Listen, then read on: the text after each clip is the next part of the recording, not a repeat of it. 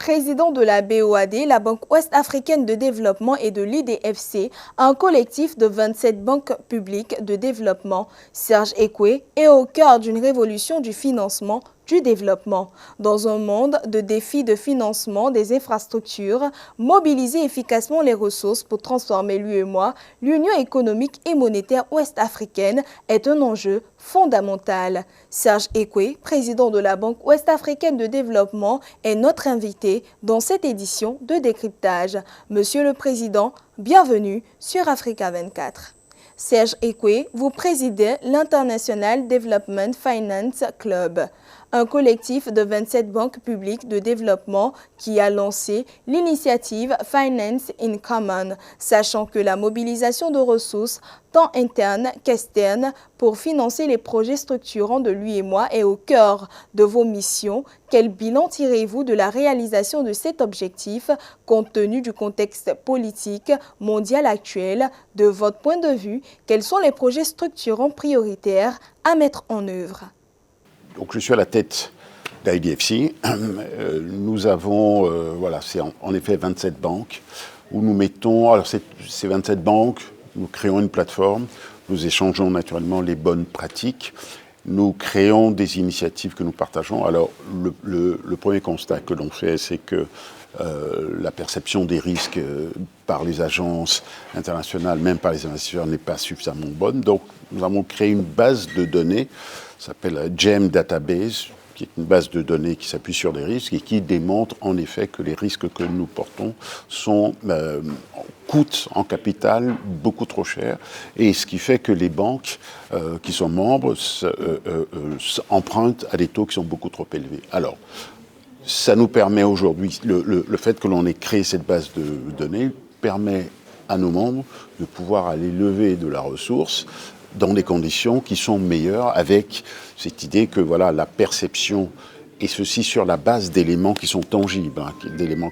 donc la perception du risque et la réalité des risques que l'on partage, que l'on porte, cette réalité soit meilleure. Alors, nous partageons également une plateforme de garantie qui se monte aujourd'hui à 25 milliards. Donc, vous parliez des réalisations, c'est 25 milliards de dollars, et 25 milliards de dollars, et également 25 millions de montants pour l'assistance technique pour préparer les projets. Voilà quelques réalisations techniques et surtout l'objectif que nous avons et qui est largement partagé. Alors, ce qui est intéressant dans IDFC, c'est que vous y retrouvez à la fois des banques du Nord, du Sud, l'AFD, KfW, la BOAD naturellement, des banques asiatiques, vous avez la Development Bank of South Africa, vous avez un de nos récents, ceux qui viennent de nous rejoindre là, vous avez la Development Bank of Rwanda,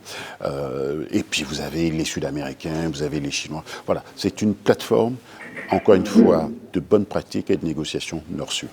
Vous visez à positionner l'Afrique de l'Ouest comme un acteur majeur du commerce mondial et des investissements stratégiques.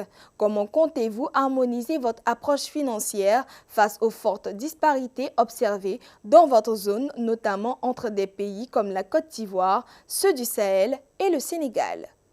L'UEMOA, article 1 dans l'UEMOA et notamment dans les statuts de la BOAD, c'est de travailler un développement équilibré au sein de notre zone équilibrée. Ça ne veut pas dire qu'on donne le même montant à tout le monde, c'est que nous travaillons, faire en sorte que nous allouons les mêmes efforts à la Côte d'Ivoire qu'à la Guinée-Bissau. Face aux tensions géopolitiques, vous avez évoqué des stratégies innovantes pour mobiliser des passifs afin de financer l'économie réelle et réduire la dépendance externe. Comment la BOAD compte-t-elle développer ce segment crucial?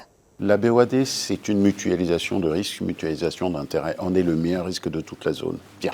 Et encore une fois, nous travaillons aussi bien avec la République de Côte d'Ivoire, qui est la principale locomotive de notre zone, avec le Bénin, avec le Togo, que nous travaillons avec les pays du Sahel, que nous travaillons avec la Guinée-Bissau ou d'autres pays.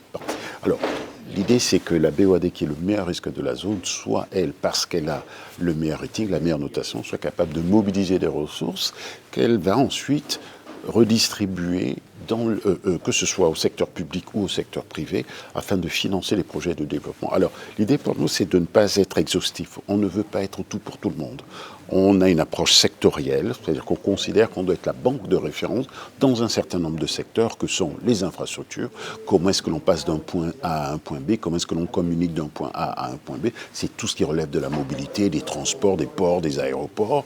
Deuxième point, tout ce qui relève, mais j'aurais probablement dû commencer par ça, tout ce qui relève de l'énergie, notamment de l'énergie renouvelable, mais également, puisqu'on a conscience du fait que la moitié de nos concitoyens en Afrique n'a pas accès à l'énergie, donc la question pour nous, c'est moins la question de l'accès que la question, c'est plus la question, pardon, de l'accès que la question de la source. C'est ça qui est important.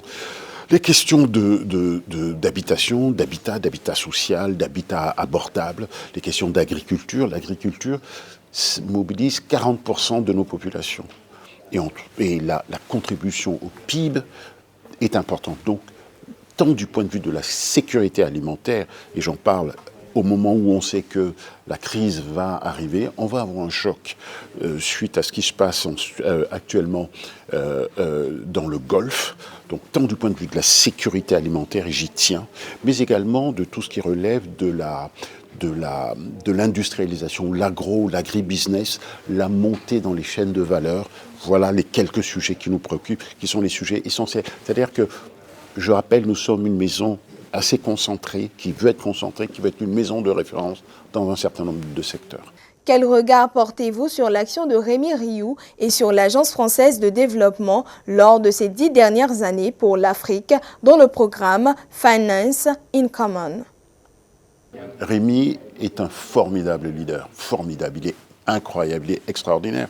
Rémi, et je le dis, c'est un banquier de développement, c'est un vrai soldat du développement, et c'est un des rares, je dis bien un des rares banquiers qui soit capable, sur son nom personnel, de mobiliser 2000 personnes dans 48 heures à Paris, à Bangkok, à Cotonou, à Lomé, à Abidjan, à Ouaga, à Shanghai, partout dans le monde. Et il a pu le faire parce qu'il a, il a des qualités personnelles incroyables, il a un intérêt pour les gens, il aime les gens, il aime le développement, il a la passion du développement, il a donc été un acteur majeur de tout ce qui a été fait dans le monde du multilatéralisme depuis les 10 dernières années. Monsieur Serge Ekwe, merci d'avoir répondu aux questions d'Africa 24.